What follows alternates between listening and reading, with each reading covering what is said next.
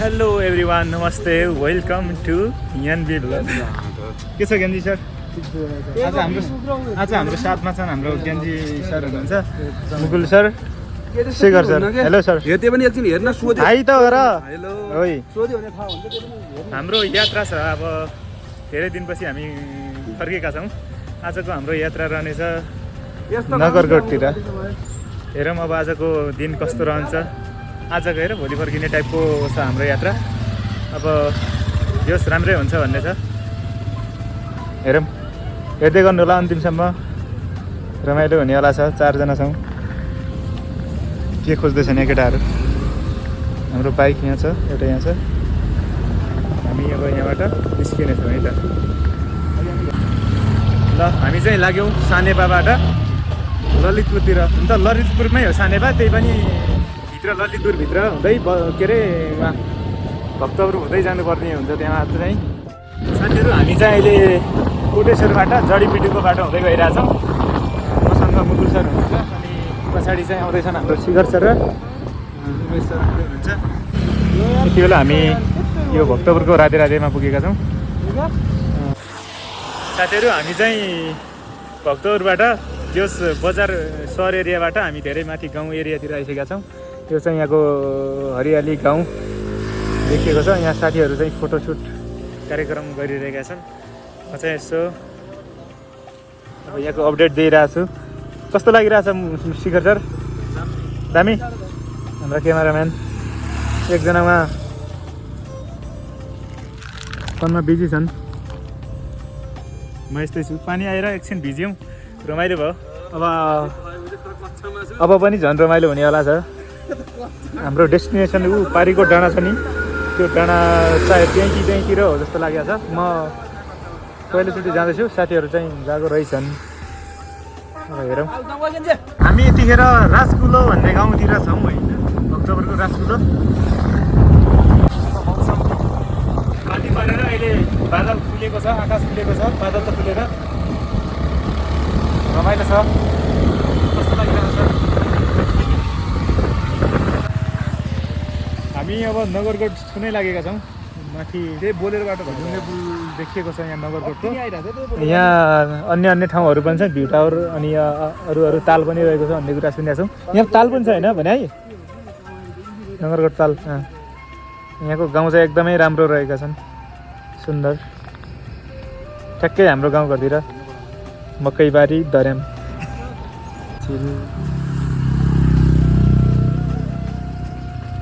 पानी परेर मात्र अलि गाह्रो भयो, नत्र ठिकै छ।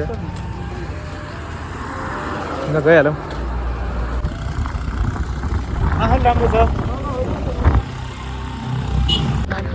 साथीहरू यतिखेर चाहिँ हामी तेलकोट भन्ने ठाउँमा छौँ भक्तपुरको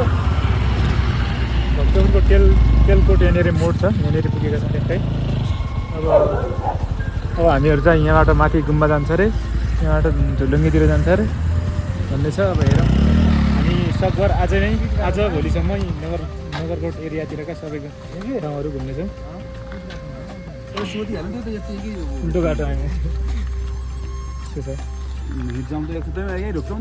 मान्छेले शिखर सर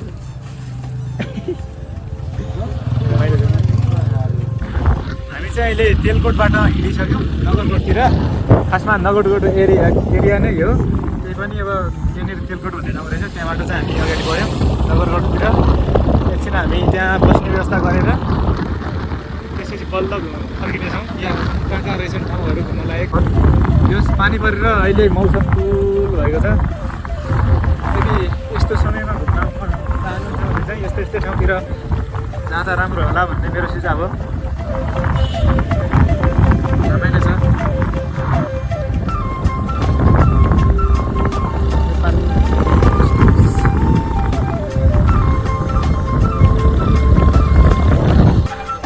यतिखेर हामी चाहिँ नगरकोटको यो सल्लाहघरी भन्ने क्षेत्र रहेछ, हामी यहाँ आएका छौँ। यहाँ पुरा सल्लाह छन् होइन। यो बोगटी सल्लो भन्छ हाम्रोतिर, तर औलो सल्लो, लेगाली सल्लो होइन यो। हेलो केटाहरू, हामी एकछिन सल्लाहघरीमा फोटो खिचेर माथि निस्केका छौँ चस्मा लाउनु पऱ्यो है अब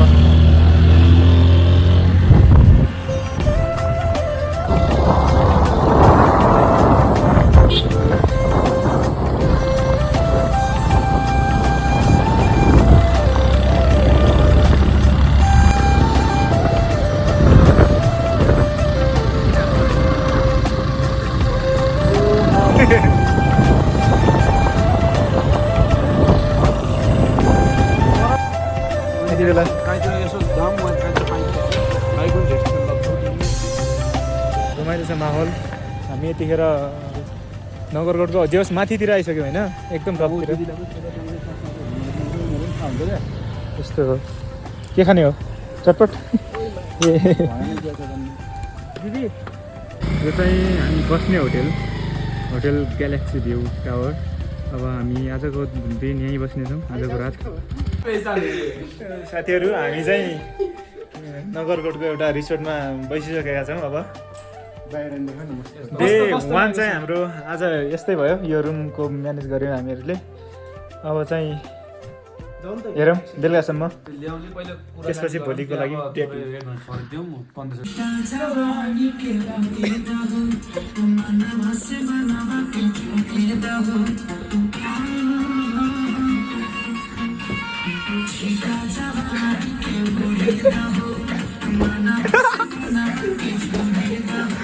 आजको डे 1 यतै समाप्त नभएर अझै नै बाँकी छ हेर्दै गर्नु होइन होला डे 1 त सिद्धिसक्यो